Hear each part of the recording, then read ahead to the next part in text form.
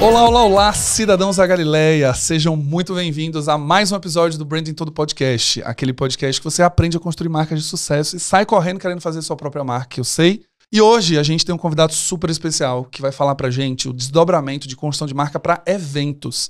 A gente fala muito de marcas corporativas, marcas de produto, mas como que é construir uma marca para um evento? Como é construir uma marca para um artista?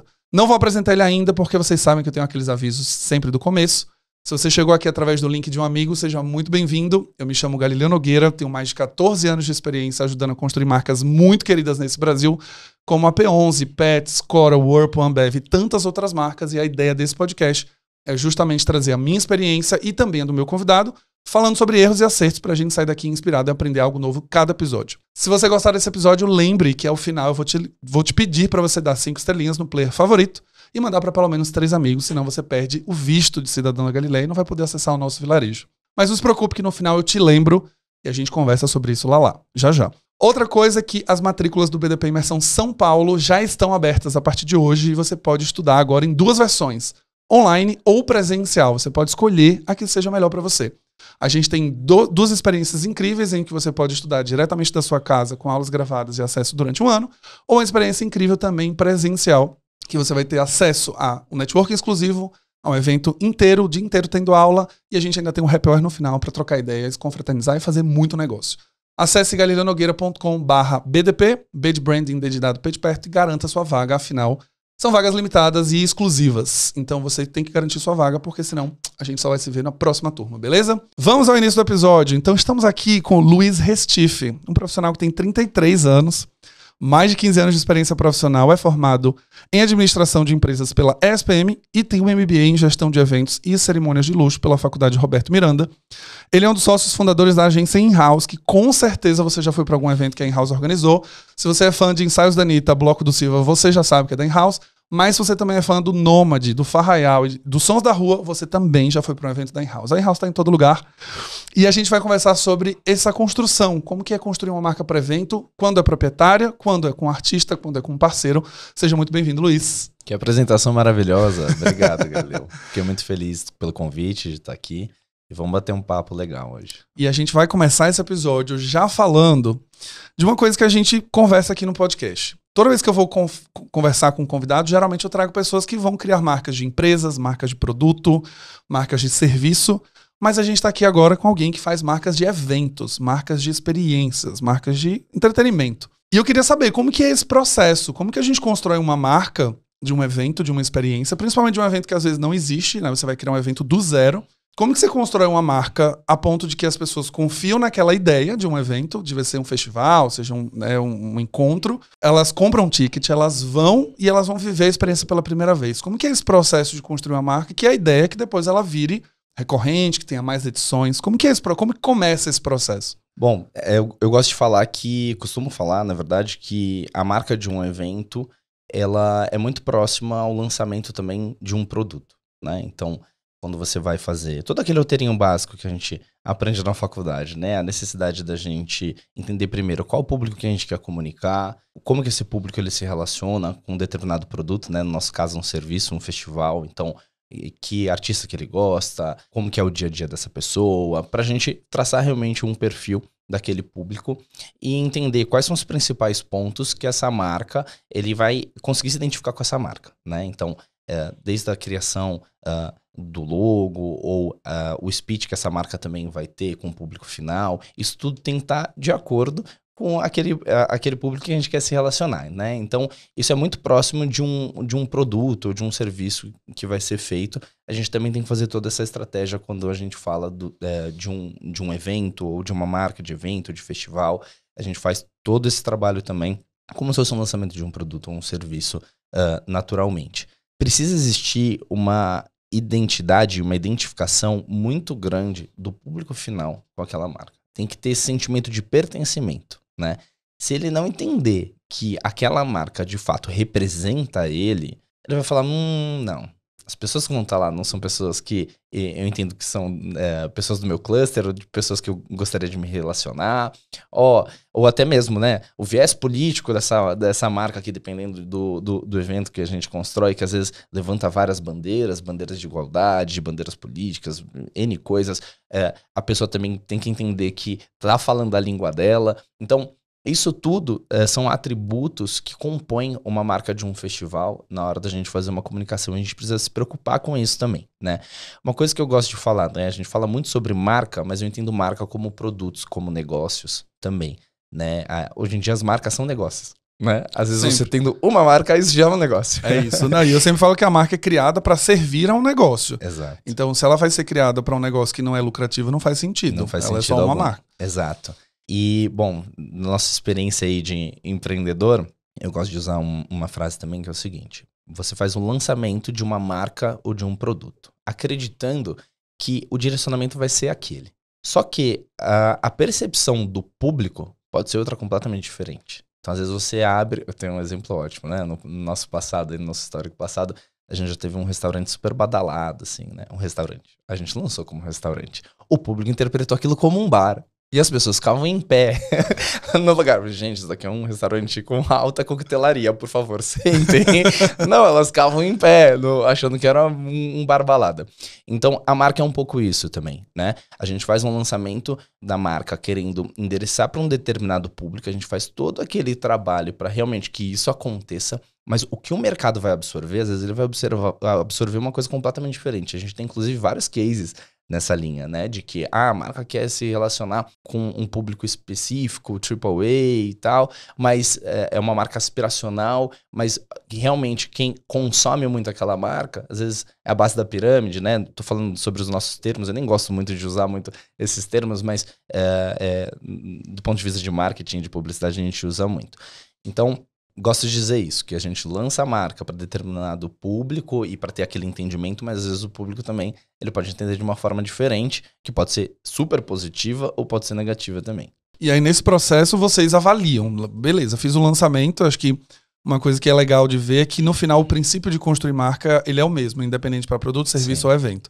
Você tem concorrente, você tem identificar público-alvo, você tem que identificar o ticket que ele pode estar disposto a pagar, que valores aquele evento ou aquela marca precisa carregar, as bandeiras que ela defende ou não defende, para a construção de um produto. Então, se ele é físico, evento ou não, ele participa do mesmo processo de uma construção. E teste AB a todo momento. O que eu gosto quando a gente cria uma marca para um evento, ou quando a gente faz o lançamento de um novo evento, é que a gente tem um contato muito próximo com o público. Então, claro que as marcas, né? Vou fazer um creme dental ali na farmácia, você pode comprar... você pode fazer pesquisas, você tem, né, várias empresas que realizam pesquisas para entender o que o consumidor está sentindo e tal.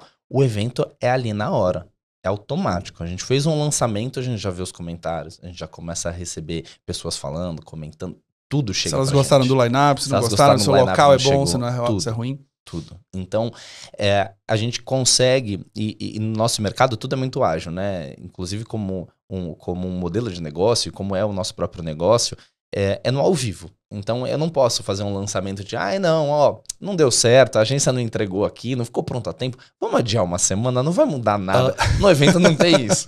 Então só tem aquele dia para fazer o negócio acontecer e pronto. Então tudo tem que ser muito rápido. A gente aprendeu dentro da agência, a gente cria nossas marcas internamente e faz todo o trabalho de branding internamente.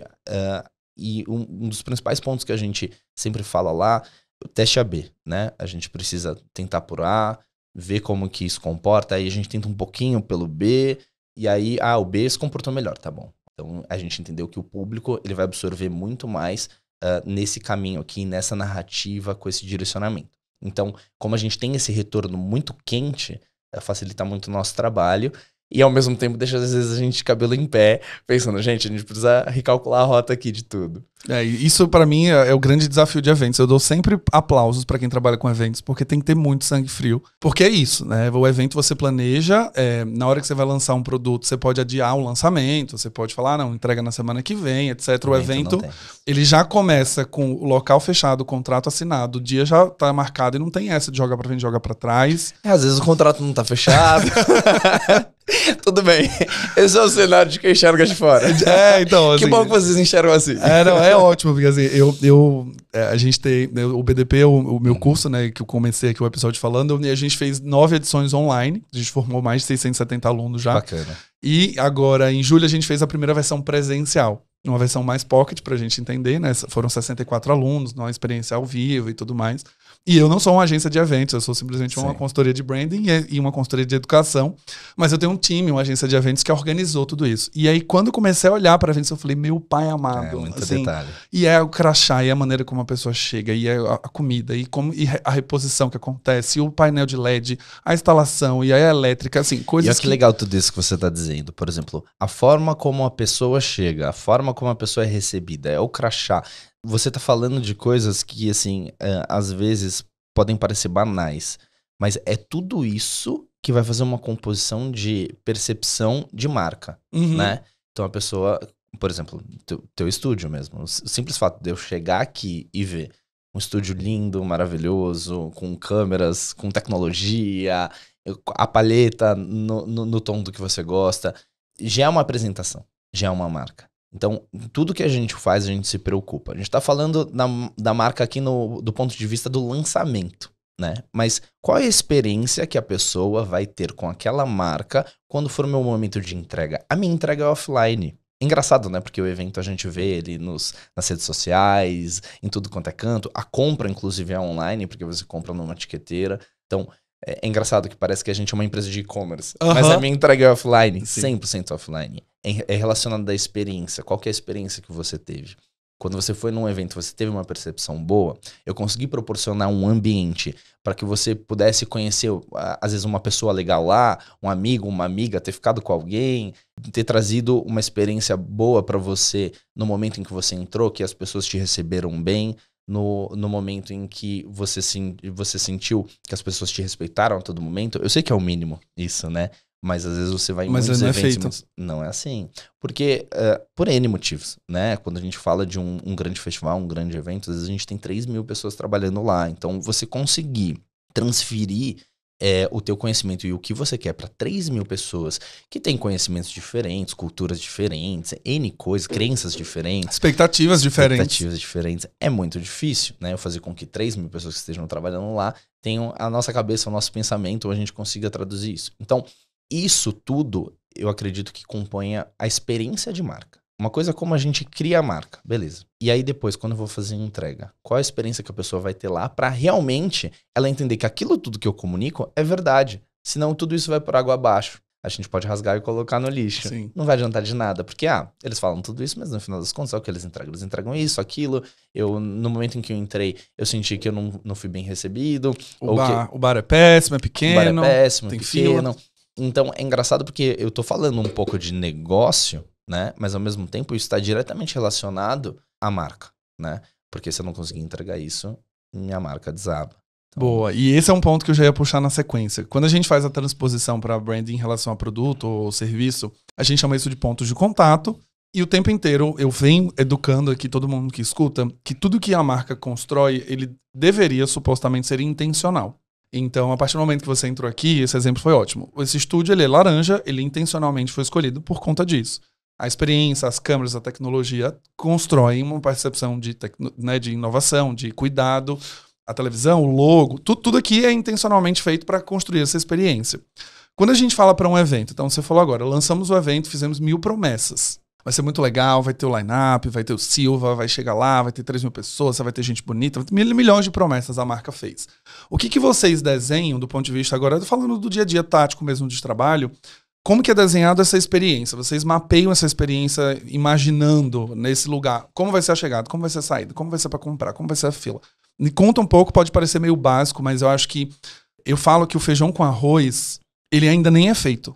Às vezes você faz, eu já cansei de ir para evento, que a forma de você pegar a pulseira, a forma de ainda é tão arcaica que você fala assim, não é possível que esse evento exista há 10 anos. Sim. E ninguém nunca pensou numa experiência tão positiva, e é sempre a mesma coisa, sempre esse mesmo jeito. E aí você acaba indo pro evento porque seus amigos estão, porque é legal, mas você sempre volta com aquela sensação de, putz, paguei caro pro negócio que é sempre um perrengue, mas eu tenho que ir porque meus amigos estão. Como que é esse processo de desenhar a experiência, então? Tá, legal.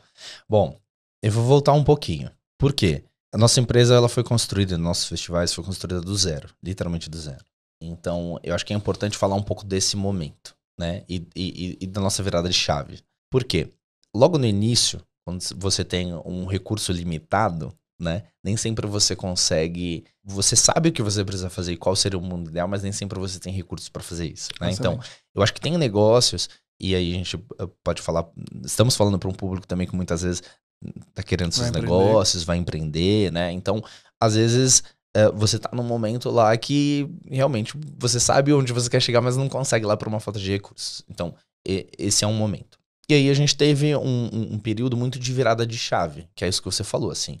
O feijão com arroz, que é o básico, que é o que você promete, que é um mínimo, isso tem que estar entregue. Cara, se você não tá entregando nem isso, não pense em criar alguma coisa a mais. Não crie. Você precisa entregar o básico, o mínimo que você propõe, porque senão você vai ter um problema muito grande e aí não adianta você fazer o detalhe, né, querer azeitar a sua operação, sendo que o básico ainda não está sendo feito, né?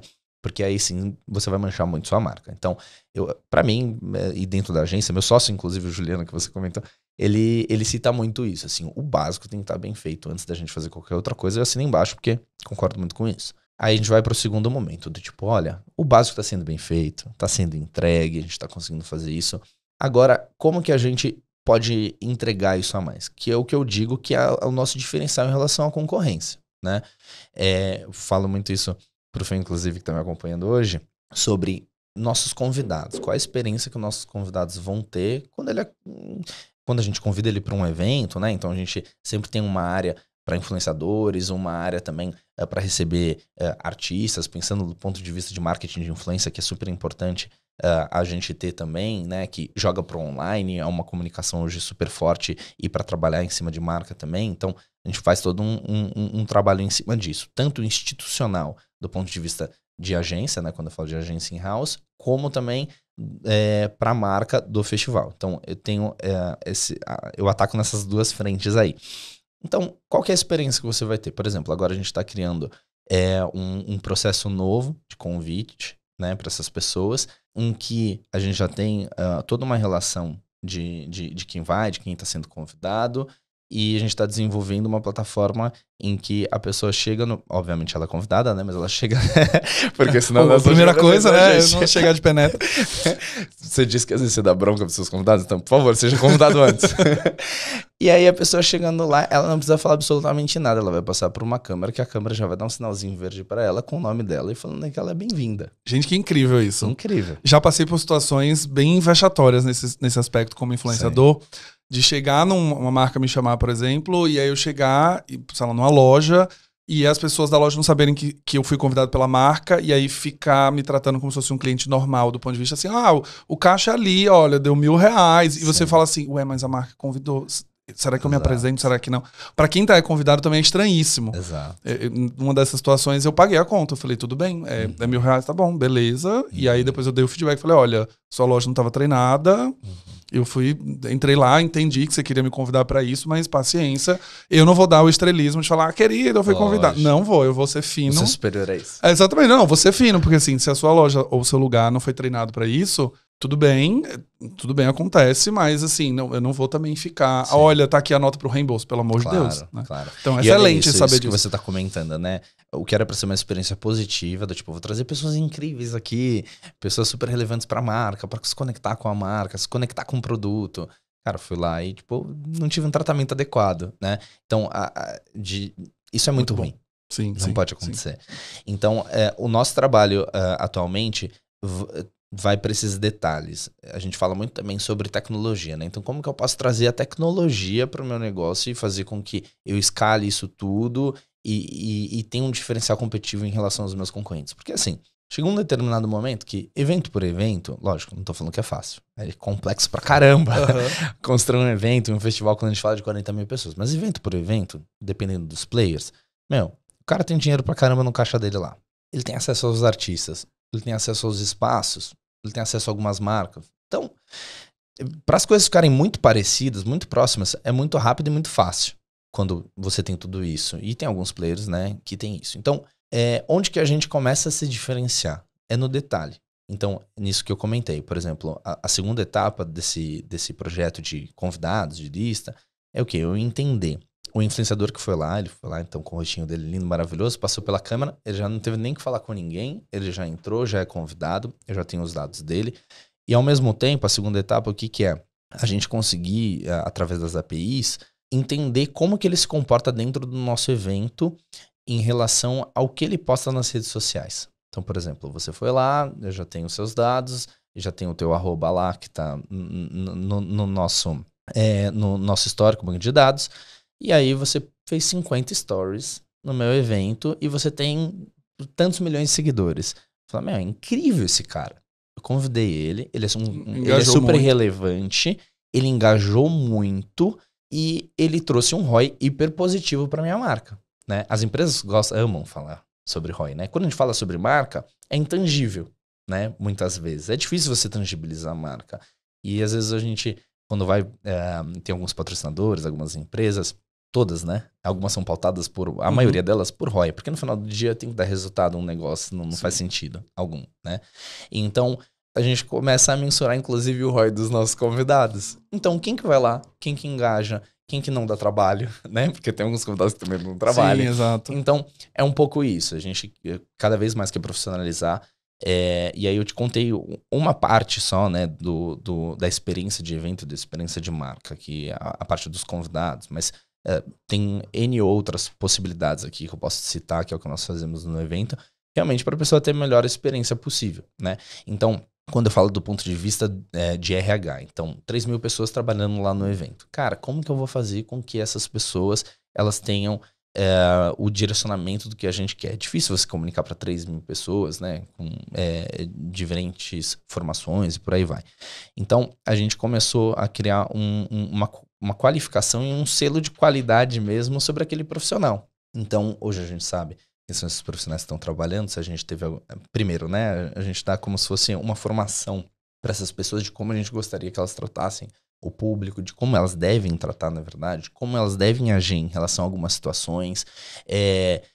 A gente faz muito isso para segurança, para bombeiro, para barman, né? Então, às vezes tem uma segurança feminina, recebi uma cantada, como agir, né? Ou um segurança masculino, pô, tem alguém passando mal, uma mulher, não acompanha sozinho, traga alguém junto.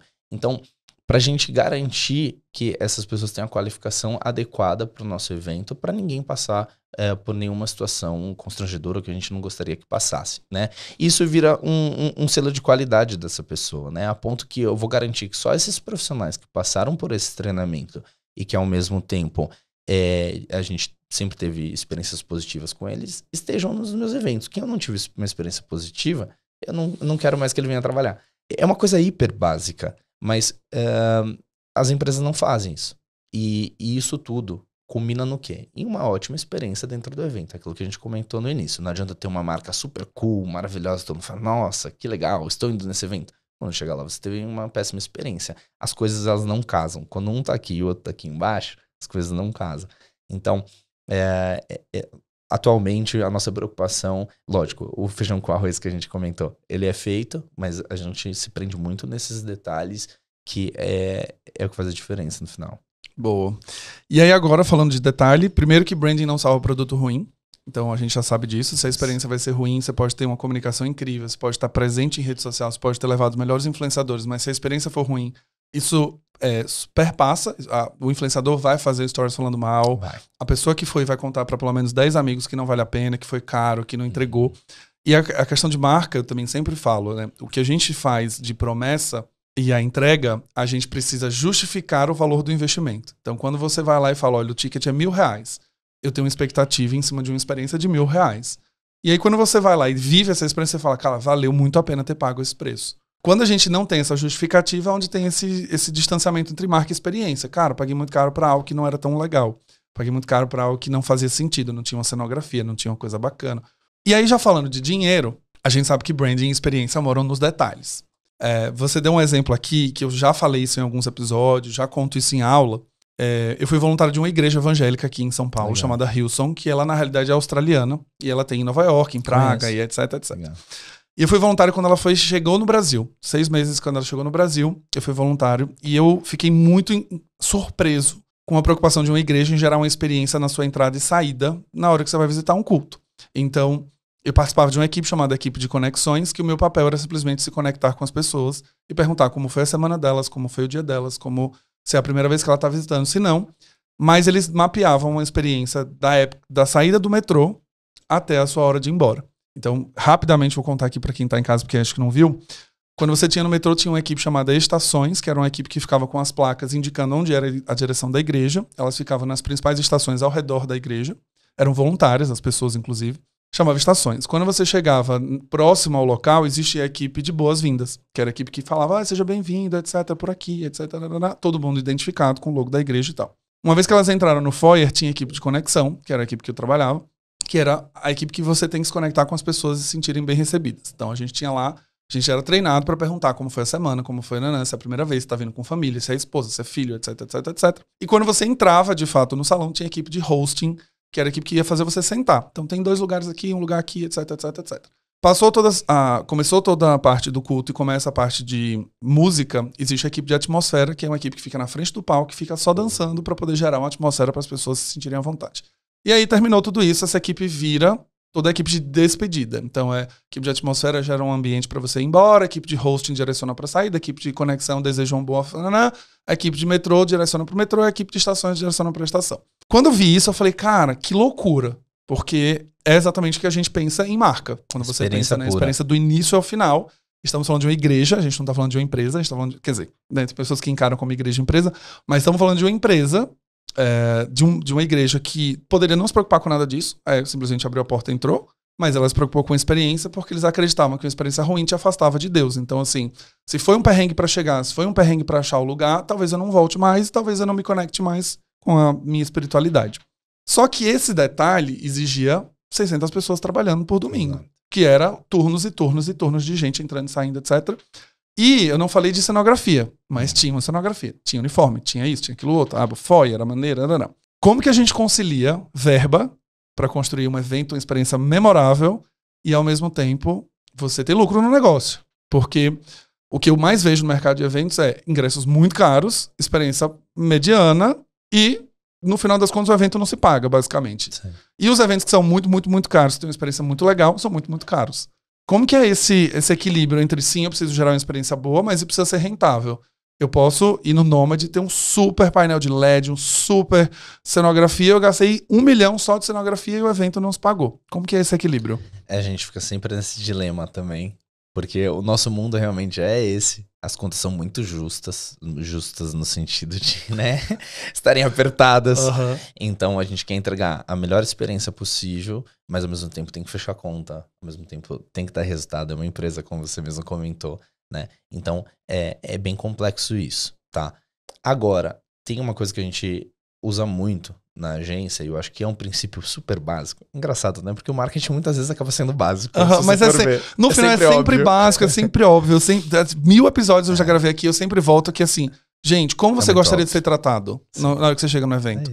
Eu quero pegar uma credencial sem fila, ou a fila seja rápida. Não tem robô aí, não tem, gente. É isso. E o que a gente diz?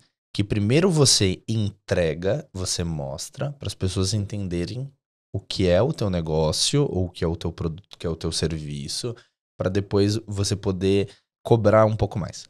Então, vou trazer um exemplo. A gente agora no Farraial tem um setor novo, né, que a gente desenvolveu, que a gente chama de Super Premium, quando a gente vai fazer a venda, que ele tem uma série de coisas, né? Ele é o setor mais próximo do palco, então na verdade ele fica no fosso do palco, né? A gente tem o famoso pitch. Exato. A gente tem uma passarela ligando os 2 palcos, porque nós fizemos 2 palcos, né? Então acabava um show, já iniciava o outro. Então você fica ali no meio. Ou seja, você pode dar a mão pro artista se você quiser. E se ele quiser também, ele pode fazer uma foto com você, enfim. A sua entrada é uma entrada exclusiva. Então, tô agregando valor em toda essa experiência. Tem uma entrada exclusiva. Tem um estacionamento que você consegue parar o carro lá para você não passar tanto perrengue por uma outra entrada, para também não pegar tanto trânsito. Dentro dessa área é open food e open bar também. Você tem, bom, enfim, e com produtos de uma qualidade muito boa. Você também tem banheiros exclusivos lá e também, que não é o químico comum, né? Banheiros de alvenaria ou banheiros VIP, que a gente chama. Então, a gente criou esse setor. Só que como comunicar isso? Como que eu comunico previamente para as pessoas consumirem? Né? A gente ainda acredita muito na comunicação boca a boca. É a melhor de todas. Então, você precisa gerar uma boa experiência para aquele público, para ele comunicar, como você comentou, para 15, 20, 30 pessoas. E no outro ano falar, vamos, eu fui. Tava incrível isso, foi animal. Então, primeiro a gente precisa mostrar para o público o que é que a gente quer fazer, para depois para depois realmente a gente ter esse ROI, esse retorno, né? Só que para isso você tem que ter uma aposta, né? Eu preciso apostar essa primeira edição e falar, olha, tudo bem, sei lá, uma área para 2.000 pessoas. Eu vou vender talvez 500 ingressos nessa primeira, que com base na comunicação que eu vou fazer, e a gente criou toda uma comunicação com influenciadores, falando sobre essa área, indo nessa área no momento da montagem, falando, nossa, aqui vai ser isso, vai ser aquilo, para a gente tangibilizar isso tudo e trazer para a realidade. Isso a gente teve um aumento de vendas por conta disso, né? Trouxe pessoas que são relevantes no meio, então que criem uma memória afetiva com o público, né? Então a gente colocou uma embaixadora lá que já tem um canal grande de seguidores, de pessoas que seguem ela e que confiam em tudo que ela diz, né? Então a gente foi trazendo todos esses atributos para as pessoas confiarem e estarem dispostas a pagar, por exemplo, R$1.500 no ingresso, né? Então tudo bem, vendemos para aquele núcleo de pessoas. A experiência foi tão incrível dessa área que a gente já está fazendo uma previsão que, sei lá, de 1.000 ingressos que nós vendemos, e a gente tinha alguns convidados nessa área também, o que totalizava 1.200 pessoas ao total, com certeza no ano que vem a gente vai vender 2.000 ingressos. Então que a gente vai dobrar. Só que para isso eu tive que fazer um investimento, que é um pouco do que você disse, né? As contas são tão justas, mas e aí? Em que momento que você traz cenografia? Em que momento que você faz isso? Em que momento que você faz aquilo? O Farreal, nesse momento, para a próxima edição, a gente quer dar um passo bem maior em relação ao que o festival já é muito grande, 40.000 pessoas, já é o principal festival que tem em São Paulo quando a gente fala de sertanejo, /forró, quando a gente vai para essa linha, para essa cultura, mas ao mesmo tempo no ano que vem a gente quer dar um passo muito grande. E para esse passo ele acontecer e a gente conseguir de fato que as pessoas elas venham e entendam e queiram consumir, que a gente possa vender mais ingressos, elas precisavam ter uma experiência incrível esse ano. Então assim, a gente mensurou qual era o nosso potencial de lucro. Bom, na planilha lá chegamos num valor X. Vamos pegar 80% desse lucro e reinvestir no negócio. Então, eu já ia fazer o arroz com feijão, a cenografia já ia estar bonita, mas a gente fez o quê? É isso daqui? 80% a gente já vai gastar a mais pro evento ser incrível e todo mundo amar, porque no ano que vem a gente vai dar um passo muito grande. Então, a gente estava falando isso no começo, né, no off aqui, sobre construção de marca. As coisas precisam maturar também. Precisa ter um tempo para isso. Por mais, a gente pode ficar investindo rios de dinheiro em comunicação, mas as pessoas precisam ver, entender o que é aquilo e disseminar isso tudo. Então, que é o que a gente fala que é a maturação. É o tempo para que isso ocorra, né? Que incrível ouvir isso de você, porque esse é o maior dilema quando a gente está falando de construção de marca. Primeiro é de colocar o investimento antes do retorno vir depois, que basicamente as empresas não querem fazer isso. Sim. Então elas querem te vender a experiência premium e ela quer que você venda 2.000 ingressos já de primeira e ela tenha retorno já na primeira edição. E a segunda coisa é que isso leva tempo. Você precisa construir uma marca e comunicar e consistentemente estar fazendo essas movimentações para que as pessoas continuem acreditando nessa promessa, que você falou de uma experiência muito bacana, para que no próximo elas voltem. Então, eu fico muito feliz em saber que vocês, né, como in-house, têm essa filosofia, porque é exatamente isso que eu penso também na hora de construir uma experiência. Você não tem como... eu digo que construir marca não é barato. E construir marca premium, ela custa também. Porque as pessoas têm uma ilusão de que, a marca lá, você vendeu o ingresso a R$1.500 e você agora está milionário. E na verdade você tirou 80% do seu para reinvestir no próximo. E as pessoas esquecem, né, que existe uma aposta para que isso vá acontecer. E existe uma construção. Consistentemente a gente está reforçando os atributos para que isso lá na frente possa ser cobrado mais caro. O que a gente vê é que as pessoas querem cobrar caro logo de primeira, e aí quando não vende elas não entendem o que aconteceu, porque elas falam, como assim, não entendi, e aí desistem, né? Então, no próximo a gente, como não vendeu 2.000, então no próximo não tem mais essa área super premium. O que não faz o menor sentido. Você precisa construir esse processo. Sabemos que, então, temos essas planilhas apertadas. Isso é um fato, isso é uma realidade para todo mundo. Se você hoje pudesse dar um conselho pra alguém que vai, de fato, criar uma marca de um evento, um conselho apenas, não temos mais opções. Um conselho não é pra apenas, isso. Quero criar uma marca, eu sou super baladeiro, gosto bastante de sair aqui em São Paulo, e eu já fui pra muitas baladas. Às vezes eu olho e falo assim, gente, eu queria tanto criar uma balada aqui, porque as experiências são tão péssimas, gente, assim. Eu tenho uma coisa que, pra mim, eu nunca entendi. E eu vou compartilhar a minha dor aqui. Vamos lá. Se eu puder te dizer, sim, todas as vezes que eu fui pra uma balada, todas as vezes, é sempre um perrengue pra ir embora, pra pagar. É sempre um perrengue, principalmente as que tem a comanda pro final, né, que você tem que pagar nunca. É sempre um perrengue. E eu sempre entendi que essa era a hora que você não deveria ter perrengue, que é a hora que você passa o cartão. É a hora que você tinha que ser rápido, prático, fácil. E eu olhava assim e falava, gente, como que eu tô na 19ª edição dessa caceta desse negócio aqui? E é sempre a mesma coisa. Pra pegar a pulseira é sempre complicado. Carnaval de Salvador foi esse ano, né? E eu fiquei 1h30 pra retirar uma camiseta. E eu fiquei assim, cara, não é possível que o Carnaval tem 25 anos e a gente paga uma fortuna e é 1h30 pra tirar uma camiseta. Uma camiseta. E aí eu lembro que essa foi a primeira vez que eu fui. Desse episódio. Eu fui a primeira vez e eu tinha um amigo que já tinha me dado meio que a letra, assim, ó, vai passar perrengue pra pegar a camiseta, Carnaval de Salvador é isso. É meio que aceita, é isso, se você quiser fazer parte é isso, se você não quiser, aí você compra seus camarotes premium, vai pros negócios, tarará. E aí eu cheguei um dia antes do Furdunço, então assim, todo mundo pega na quinta-feira. Aí eu cheguei na terça, aí eu peguei na quarta e foi ótimo, maravilha, passei ileso. Só que ainda assim, a gente continua tendo esses problemas de experiência. Sim. Toda balada tem sempre esse problema de pagamento. Você já respondeu a pergunta. Boa. Na sua fala. Ótimo, mas eu quero o seu conselho, o conselho do Luiz. Eu acho que tem duas coisas, tá? E são dois exemplos distintos. Um exemplo, como você comentou sobre a camiseta, eu acho que é... Acho não, né? É uma questão de processos e de como você monta essa retirada. Então, por exemplo, eu não preciso deixar todo mundo na fila esperando. Eu posso combinar, entrar em contato com você anteriormente, ou criar uma plataforma e combinar horários. Então, você só vai pra fila quando estiver próximo ao seu horário. Não tem por que você ficar 10 horas. Porque o processo para retirada de camisetas, sei lá, vou chutar um número aqui, sim, vai demorar um dia, vai demorar 24 horas para fazer isso. Então, você não precisa estar às 24 horas para chegar a sua vez lá. Você fica no teu hotel, você vai curtir, vai... Quando estiver chegando, então a gente precisa reservar o tempo e o período para você estar lá. Até para não ficar aquela fila gigantesca, as pessoas, né? Eu retirei no shopping e ficar dando uma volta no shopping inteiro, aquela confusão. É desnecessário. Então, isso é uma questão que poderia ser programada e planejada para que não tivesse isso, tá? Então, eu concordo com você nesse aspecto. Agora, tem um outro aspecto que aí realmente é bem difícil. Quando você disse, por exemplo, eu me antecipei porque eu já sabia que ia estar cheio, você teve uma mudança de comportamento para você não passar por aquilo. E aí você falou sobre fazer o pagamento do caixa, por exemplo. Provavelmente, o horário que você pega uma grande fila é o momento em que a balada já não tá ficando mais tão legal. Porque se você for embora no ápice da balada, o caixa vai estar livre. Uhum. Só que você não quer ir embora, certo? Sim. O banheiro num festival, por exemplo, é a mesma coisa.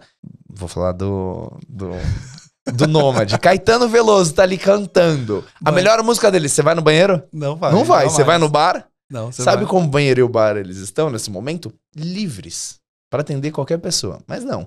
Todo mundo quer ir quando acabar o evento. Quando acabar o evento ou quando acabar aquele show. Sim. Então, quando a gente tem a troca... No intervalo. Exato. Só que, quando a gente fala de um evento de 20 mil pessoas, por exemplo, eu não tenho 20 mil banheiros lá. E é impossível ter. Então a gente viu uma diferença de comportamento muito grande no festival. Agora, por exemplo, no Farraial, nós tínhamos um palco duplo. Quando é um palco só, a gente tem pelo menos 15 a meia hora de intervalo para fazer a troca de uma banda para outra. Tem que trocar os instrumentos, cabeamento. É uma operação super complexa. Tem 50 pessoas em cima do palco para fazer isso. No Farraial, nós estávamos com um palco duplo. Então, eram 2 palcos. No que uma banda estava tocando aqui, assim que acabava, a outra banda já entrava e já estava tudo montado. Então, eu não tinha um intervalo entre elas. E aí a gente viu uma diferença muito grande no comportamento de consumo das pessoas. Você represou as pessoas ali. Ela tipo, eu não quero ir embora nada, eu quero ficar aqui já. Então a gente teve menos fila em bar, a gente teve menos fila no banheiro, a gente teve menos fila na alimentação, porque todos os momentos eram incríveis. Então sim, em algum momento você tinha que sair no meio do show pra ir no banheiro. E o banheiro não estava tão cheio, porque eu não tinha picos.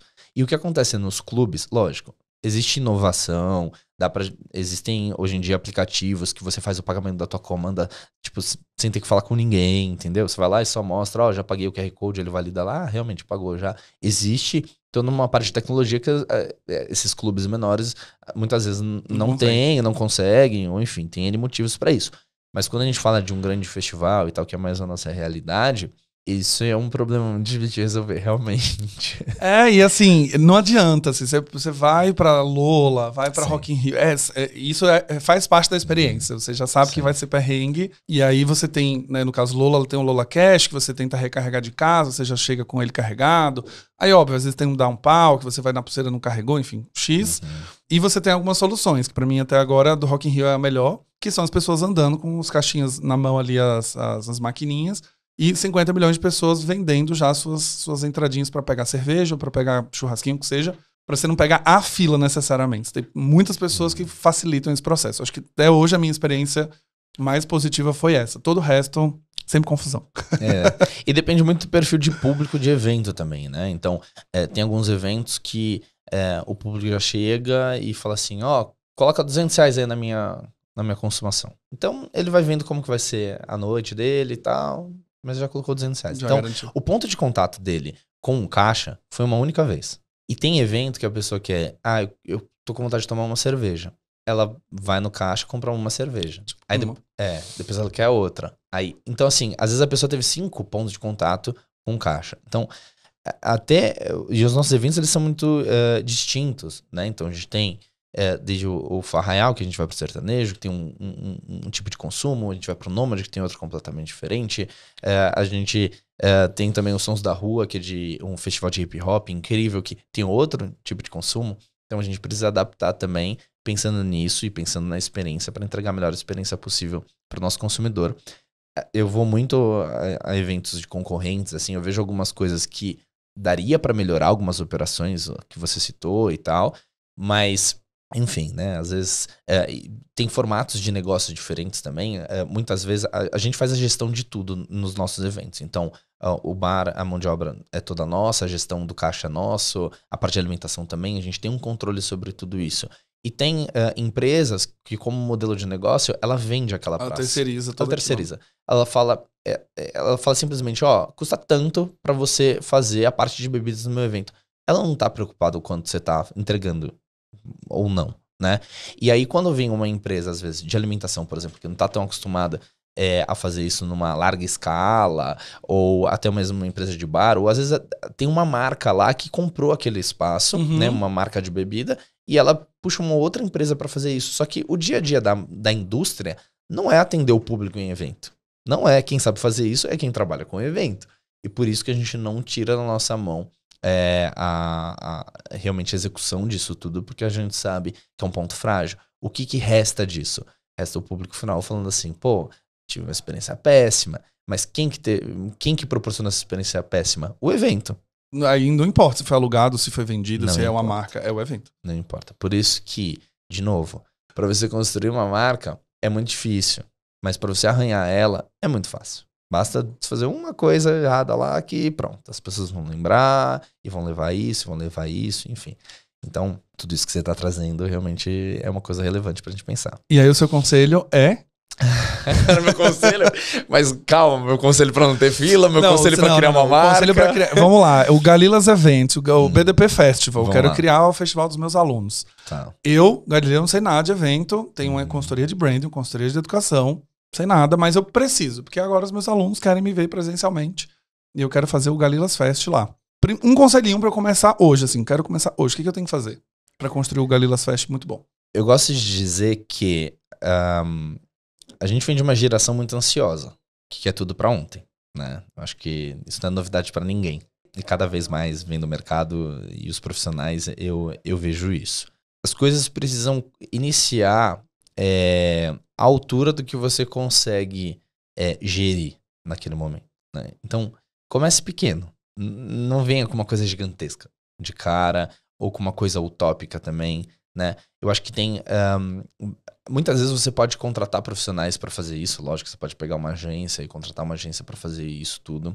Mas é muito importante o seu envolvimento no negócio para que dê tudo certo. E aí eu tô falando isso, e eu posso citar outros exemplos, sei lá, eu tô fazendo uma obra gigantesca lá, e aí, enfim, tem aprovações da arquiteta, da prefeitura e tal. Chega um ponto que às vezes você tem que se envolver naquilo, porque aquele é o teu sonho. Sim, é o seu evento. É o seu evento, é o seu negócio. Então, não pegue o que é extremamente importante pra você, pra que dê certo, e você terceirizar isso. Pode parecer até estranho eu falar isso, porque, enfim, a gente é uma agência com 80 pessoas lá trabalhando, e óbvio que eu terceirizo muita coisa, né, mas pra profissionais extremamente competentes, mas a gente se envolve em muita coisa, assim, do tipo, olha, é desse jeito que eu quero, porque às vezes tem uma visão estratégica naquilo. Por exemplo, quando você vai fazer um evento, por trás, você, óbvio, né? Você quer lá comunicar, quer trazer os seus alunos, quer trazer os seus stakeholders, mas qual que é o que tem por trás disso? A intencionalidade. Qual que é a intencionalidade? No final, o que você quer é crescer sua marca, no final você quer, às vezes, ter um ponto de contato maior com mais pessoas. A pessoa que você vai contratar, ela não tem essa dor, né? Esse calo. Ela talvez venha fazer só a execução. Ela vem aqui pra fazer o que Exato. você pediu. A parte estratégica tá na tua cabeça. E só você sabe disso, só você tem essa dor. Então, muitas vezes a gente faz algumas coisas na agência, é engraçado. O Fê que tá aqui me acompanhando já vai até dar risada. Que a gente fala, vai ser desse jeito, gente. Aí todo mundo, mas, cara, não faz sentido nenhum isso que vocês estão fazendo. Amor, faz sentido. O que tá por trás disso aqui você não tá entendendo, mas faz sentido. Às vezes a gente explica, né? Algumas coisas não dá pra explicar, enfim.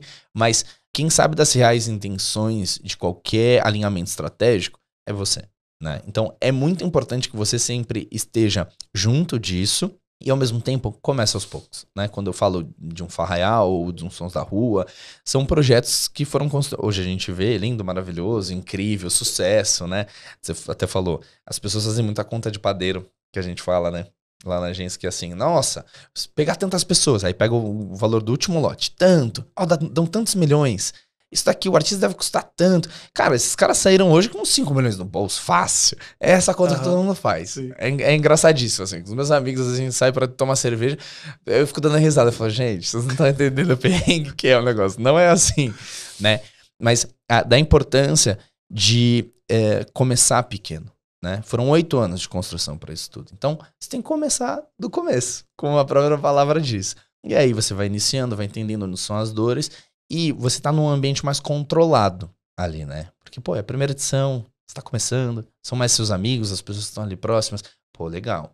Cara, ó, deu certo, vi como a conta fechou aqui. Se eu tivesse um problema aqui, às vezes deu lucro, às vezes deu prejuízo. Não, deu prejuízo. Putz, que bom que tava pequeno, porque se o prejuízo no dobro ia ser pior.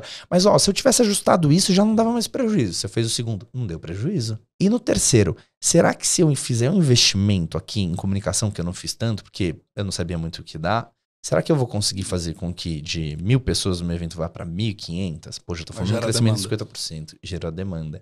E aí o negócio ele vai crescendo, mas de uma forma orgânica, de uma forma natural e mais pé no chão.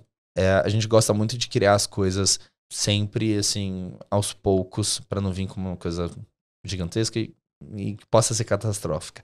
Óbvio que hoje a gente tem um conhecimento do mercado muito grande. A gente já sabe como tal artista se comporta em relação a... Tem artista que ele é conhecidíssimo nas redes sociais gigantescas, mas gigantescas assim, estratosféricas. Você vai lançar o show, venda de ingresso, não vai vender nada. Tem artistas que você fala assim, quem que é esse artista? Você nem conhece. Vende 10 mil ingressos. É surreal. Então, você tem que entender isso, né? Em relação ao produto. Isso tudo só o tempo vai te dar, né? Esse conhecimento todo. Comece pelo começo, no final das contas. No final das contas. Ele podia assim, ó, quero um conselho rápido, curto. Não, qual que é? Eu fiquei 1 hora falando pra falar, comece pelo começo. Comece pelo começo. Mas eu acho que isso é muito bom, assim, você falar dessas experiências. E eu gosto de compartilhar junto aqui com os cidadãos, justamente porque é o que eu vivo, né? Eu tenho uma marca há 3 anos, fiz uma virada de carreira para empreender e entrei no ramo de educação e comecei a construir produto e agora tem evento. E é exatamente isso que eu vivi na primeira edição do presencial. É exatamente isso, assim, é exatamente isso. E que bom que tô muito tranquilo que tô ouvindo alguém né, com 15 anos de experiência tá falando que você tá no caminho certo, tá ótimo. Eu contei isso no 2 episódios atrás, né? A gente fez a primeira experiência, era a primeira experiência ao vivo. Então, pensa, você formou 670 alunos e ao vivo nunca teve. Então, existe uma expectativa. E estrategicamente, eu queria gerar uma expectativa e uma experiência muito boa. E contei uma história que o lugar que eu aluguei, ele vinha com um projetor, e eu falei, eu não quero um projetor, eu quero um painel de LED, e esse painel de LED vai custar uma fortuna, mas essa é a experiência que eu preciso gerar. Não existe um impacto igual a um projetor ligado para uma tela, e você chegar e ter um painel de 6 metros de largura e 2 metros de altura. Não existe, completamente diferente do ponto de vista de experiência, para justificar o investimento e tudo mais, papapá. E quando a gente começou a desenhar tudo isso, a gente fala, cara, tem que fechar a conta, mas vamos ver, enfim, super conservadores. Deu certo, sold out um mês antes do evento, ótimo, o dinheiro entrou, tudo certo, fizemos o evento. A gente agora tá fazendo para 250, ou seja, era 65 no começo, vai basicamente 3 vezes mais. Mas a gente volta para essa mesma etapa, do tipo, tá, agora a gente vai para um lugar maior. E aí começa, se você pega uma agência de fato que não vai fazer a conta com você, ela vai olhar para a planilha. Ah, se você colocar o coffee, fica tanto. Tá, então tira o coffee break para você economizar e ter uma margem melhor. Tá, mas os meus alunos querem chegar e não ter um coffee break? Ah, não, vamos pegar o painel que já vem. Não, mas será que é o da qualidade que eu preciso? Não, então a gente vai ter que trocar. Se você olha para a planilha, vai ficar lindo. Você vai sair cortando tudo, você vai fazer uma conta de padeiro e falar, ah, eu tenho uma margem de 30% de lucro, bom demais. E quando você olha para a experiência, quem criou não sabe o que você tem como expectativa. Então eu briguei muito com minha equipe na época. Não, tem que ter isso aqui. Não. Ah, mas o crachá pode ser de papel. Não, não pode ser de papel, tem que ser. Ah, mas pode ser não pode ser o cordão, tem que ser personalizado. Ainda mais eu que dou aula de construção de marca, né? Então não tinha como não vir. Então, super obrigado por esse conselho. Eu acho que quem tá em casa aqui vai entender essa coisa da geração de querer tudo pra ontem, de fazer as coisas todas acontecerem e tudo ser muito sucesso e principalmente se enganar pelos números. Você falou uma coisa que me fez lembrar aqui de algo que é importante falar também. Que tem um outro ponto muito importante em eventos. Na verdade, produtos de uma maneira geral, né? Mas que é o sentimento de escassez daquele produto ou daquele serviço oferecido. Então, por exemplo, você também, quando fala do seu evento, né? E aí eu não sei quantas vezes no ano você faz, no semestre, enfim. Se é um evento que a todo momento está ali disponível para comprar, a pessoa ela não vai comprar com tanta antecedência e ela não vai se programar tanto e falar assim, eu preciso ir. Ela vai falar assim, daqui a pouco tem outro, daqui a pouco tem outro, daqui a pouco tem outro. E você não consegue crescer tanto o teu evento. Uhum. Vai chegar uma hora lá que teu evento vai estagnar naquela quantidade de público e é isso, você não vai ter um boom, né? Então, esse sentimento de escassez é uma coisa que a gente fala muito dentro da agência. O Nômade, eu tenho uma vez no ano. E é aquela celebração incrível. As pessoas falam, não vejo a hora de ter o próximo ano. Não vejo a hora de ter a próxima edição. Se eu fizer 2, 3 vezes no ano, daqui a pouco tem. Eu não vou conseguir nesse. Daqui a pouco... Não. A pessoa, quando ela perde a edição daquele ano, ela sofre. Porque só vai ter o próximo. Cara, não acredito. Todos os meus amigos vão estar lá. Vai ser incrível. Olha o line-up, olha isso, olha aquilo. Então, é pra sofrer mesmo. Porque não foi. Porque tinha outro compromisso. Então, as pessoas elas se planejam mais quando você lança. E isso é bem importante. Só que, ao mesmo tempo, a gente não pode viver de um evento só. Que a gente começou a criar eventos diferentes, para públicos diferentes, que não conflitam. E por aí vai. Então... Já que, né, se eu puder dar o segundo conselho. O segundo conselho é muito bom. O segundo conselho é esse. Eu acho que é importante, assim, criar eventos diferentes para que não tenha o seu evento sempre. Já temos um check nesse conselho também, porque o BDP só abre a cada 3 meses. Maravilhoso. Então a gente não tem turmas a todo momento. Pode parecer que é muito, né, 3 meses, mas a gente tá falando de 4 turmas por ano. Sim. E são turmas com vagas limitadas, principalmente porque não cabe no presencial e no online a gente também limita. Mesmo que seja ilimitado, eu posso botar 1000 alunos na sala de Hangouts ou Zoom, a gente tem 100 alunos como limitação. E aí, se você não entrou nessa turma, só vai entrar na próxima, que é só daqui a 3 meses. Com lista de espera. Com lista de espera, etc. Então, se você ainda não cadastrou, cadastre. Exato. Luiz, a gente vai precisar encerrar. E eu queria saber o que vem por aí. O que vem por aí de jabá? Você tem aí 1 minuto para falar. O que vem aí de novos projetos, o que você quer divulgar. Vem coisas maravilhosas aí pela frente. Eu acho que a gente plantou muito nesses últimos 2 anos para colher agora. Então, a mais próxima é a codireção do show de Glória Groove no The Town agora. Oba! Exato. Dia 10 de setembro. Então, é mais uma etapa, né? Dentro das coisas que a gente faz na agência, às vezes me perguntam, falam, mas vem cá, eu vejo vocês fazendo evento, eu vejo vocês no evento concorrente, eu vejo vocês com artistas, eu vejo vocês ativando marca nos festivais. O que é isso tudo que vocês fazem? Então, a agência iniciou muito, né, lá atrás, muito focada em eventos, em festivais, mas com isso outras necessidades e oportunidades foram surgindo. Então, bom, eu tenho um festival incrível, Mas no momento em que uma marca entrava, a ativação não era tão incrível assim que ela trazia às vezes. Cara, então eu preciso de um núcleo aqui dentro para fazer com que essas ativações sejam incríveis, né? Então a gente criou um braço de live marketing e esse braço atende vários eventos, vários festivais e várias marcas dentro desse contexto. E aí, junto disso, a proximidade com os artistas também, surge uma oportunidade de criação de projetos proprietários para eles. Então, todo mundo tem um calo, todo mundo tem uma dor, como você mesmo disse, né? Cara, preciso muito de um festival meu, eu sou uma artista gigantesca, um artista gigantesco, mas eu não sei nem por onde começar. Vamos criar isso junto? Vamos construir isso junto, né?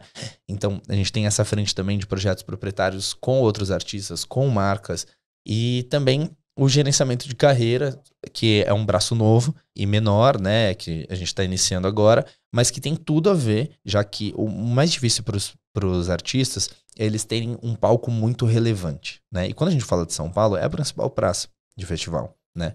Então, a gente já tem esses palcos, eu já tenho o live marketing, eu já tenho as marcas. Então, o braço de gerenciamento artístico faz muito sentido, porque uma coisa impulsiona a outra. Então, enfim, o que tem mais próximo aí é esse show no The Town com Glória Groove, sim, que a gente tá super feliz e animado aí pra que aconteça. Muito bom, quero muito ver, estou ansioso, mas enfim, vou ficar de olho agora sabendo que é de vocês, principalmente. É isso, vamos lá, vamos curtir. Luiz, muito obrigado pela sua presença aqui no Branding Tudo Podcast. Acho que é mais um episódio que foi uma lição pra todo mundo, então, que eu vi, eu com certeza tá com um caderno anotando e tá aprendendo muito com isso. Muito obrigado pela generosidade de compartilhar um pouco dos seus conhecimentos com a gente. Imagina, eu que agradeço, fiquei super feliz. Bom, pena que acabou já, queria falar mais. A gente tem que marcar um outro dia aí. Sim, uma parte 2. Conversar mais uma parte 2. Obrigado pelo convite, foi muito especial. Eu que agradeço. Cidadão, se você gostou desse episódio, não esqueça 5 estrelinhas no seu player favorito para que o algoritmo entenda que esse é um episódio muito relevante.